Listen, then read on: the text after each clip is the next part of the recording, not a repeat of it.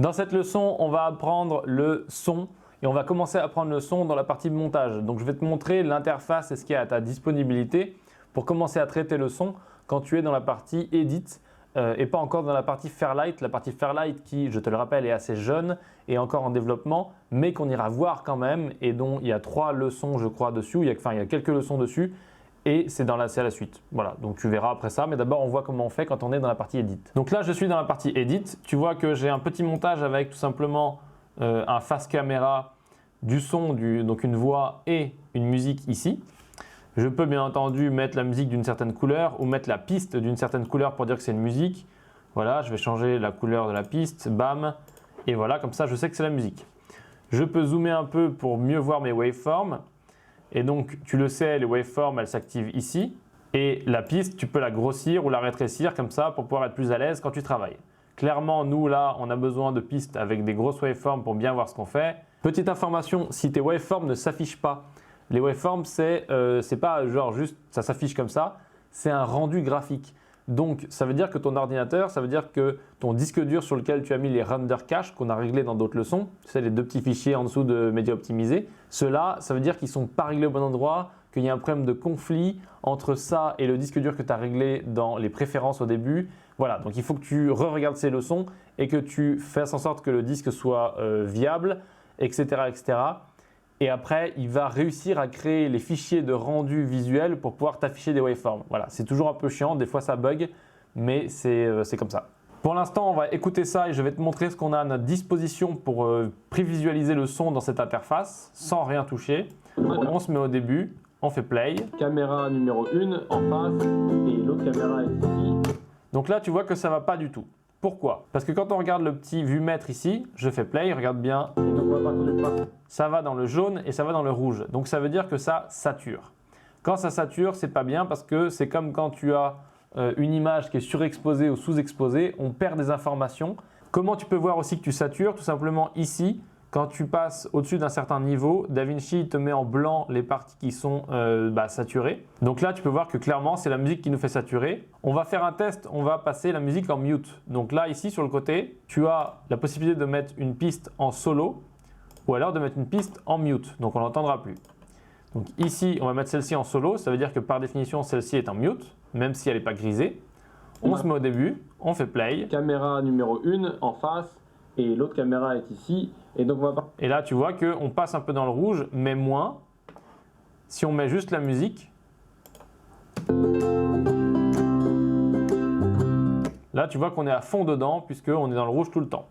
Donc ça, on va devoir régler les niveaux et on va régler les niveaux indépendamment entre cette piste et cette piste. On le fera après. Pour l'instant, je vais te montrer le reste de l'interface en commençant par ce petit curseur ici qui n'est absolument pas un curseur qui te permet de régler l'audio dans ton montage, mais qui te permet de régler la prévisualisation audio, donc le volume de ton casque quand tu fais ton montage si tu préfères.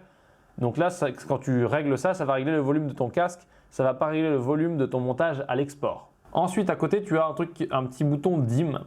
Et donc, quand tu fais play, tout simplement, je te montre, tu fais play et tu appuies sur Dim. La caméra est ici. Et donc on va partir du principe que je n'ai pas.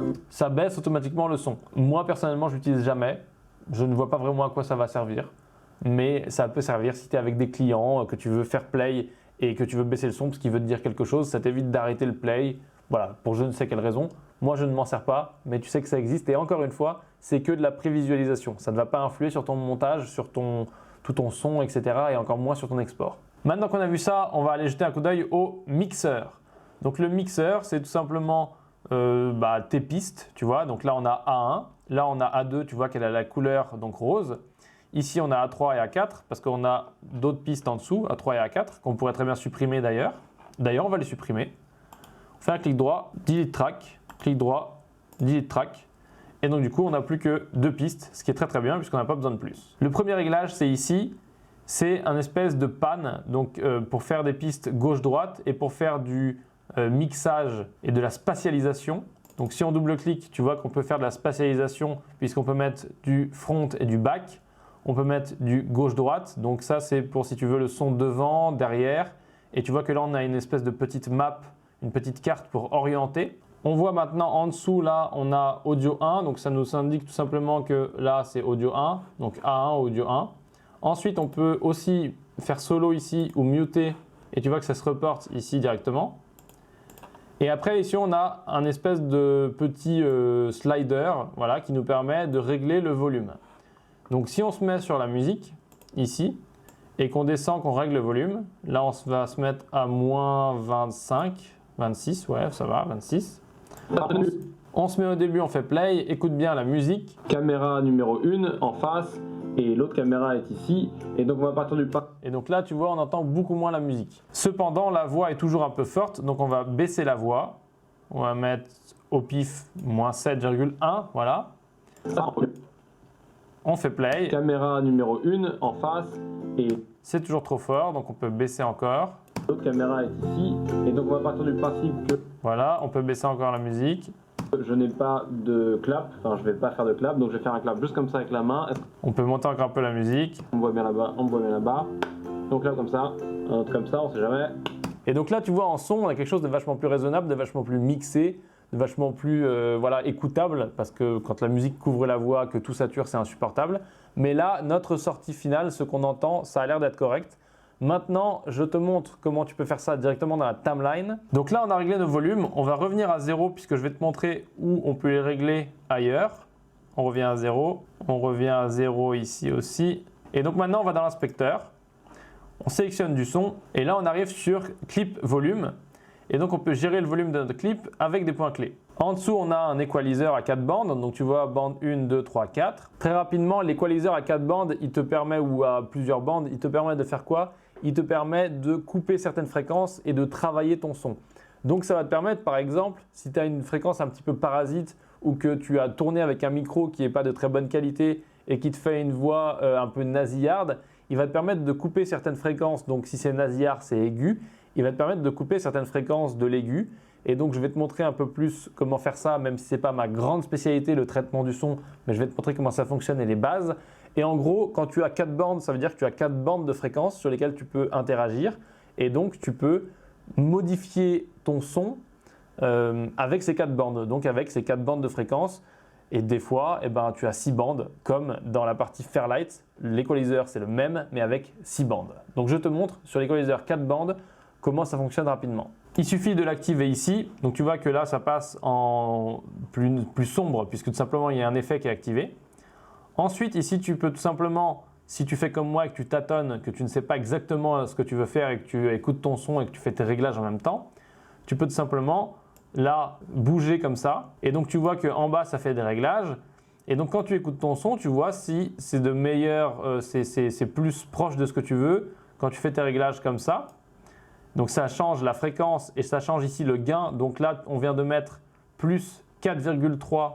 Donc, ça va être plus fort sur les fréquences de 60 Hz. Pour faire simple, c'est comme si tu avais monté le son, comme on a fait avant avec nos réglages, mais que sur les fréquences de 60 Hz. Ensuite, même concept. Donc là, tu bouges et tu fais ton réglage et tu vois ce qui est le mieux pour toi. Alors, il ne faut pas faire des trucs de malade comme ça, sauf si vraiment c'est ce que tu veux et ça fonctionne et ça ne casse pas ton son. Et donc, en gros, tu fais tous tes réglages.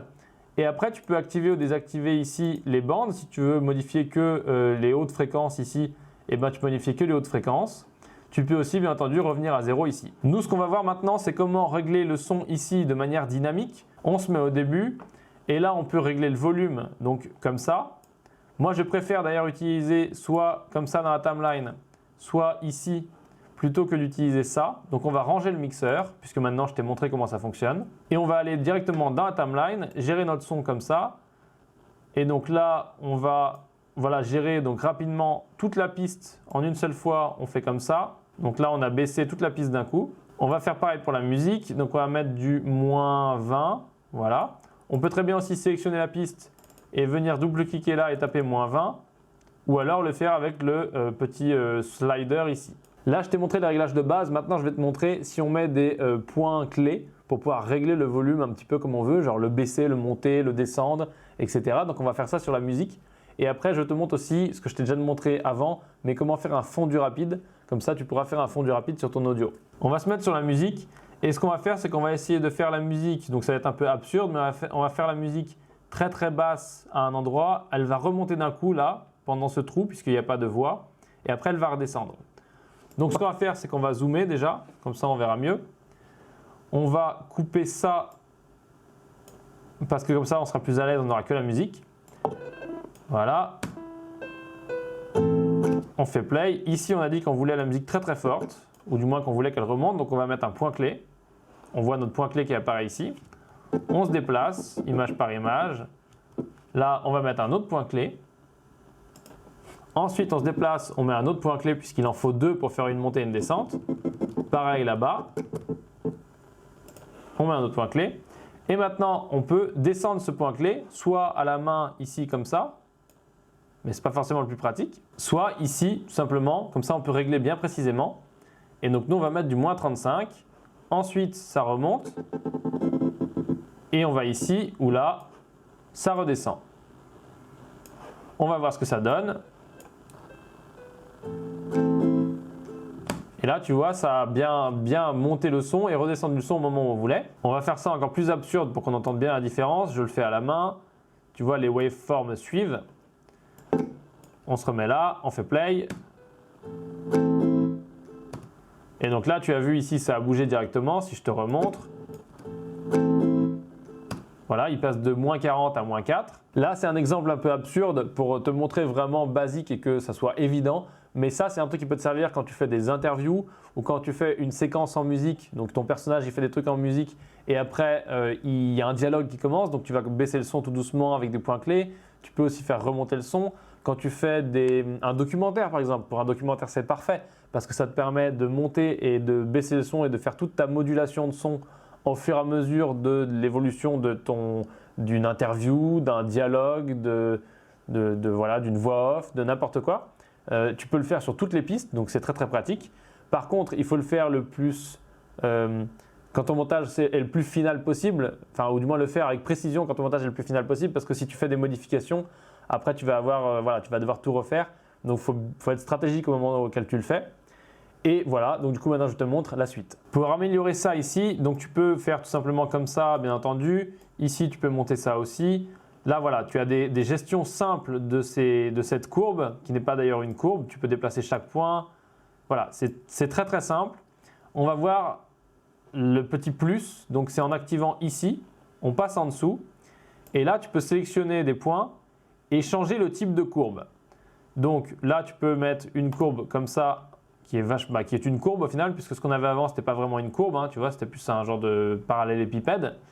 Et là, tu peux changer tes points de courbe et tu peux commencer à faire des trucs qui sont plus graduels, plus beaux et qui te permettent d'avoir un travail encore plus fin. Bien entendu, tu peux tout sélectionner et tu peux tout passer en courbe comme ça. Et après, tu peux tirer tes courbes comme ça et améliorer les courbes comme tu le veux. Donc, on va voir ce que ça donne comme ça. Je pense que ça ne sera pas super audible, mais tu vois le waveform, ce que ça fait. Voilà, on va faire ça ici, là. On va se mettre comme ça. Tac. Tac, on se met comme ça. Là, on va faire play pour voir ce que ça donne.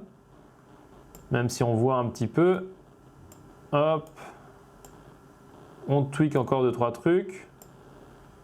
Voilà, c'est parti.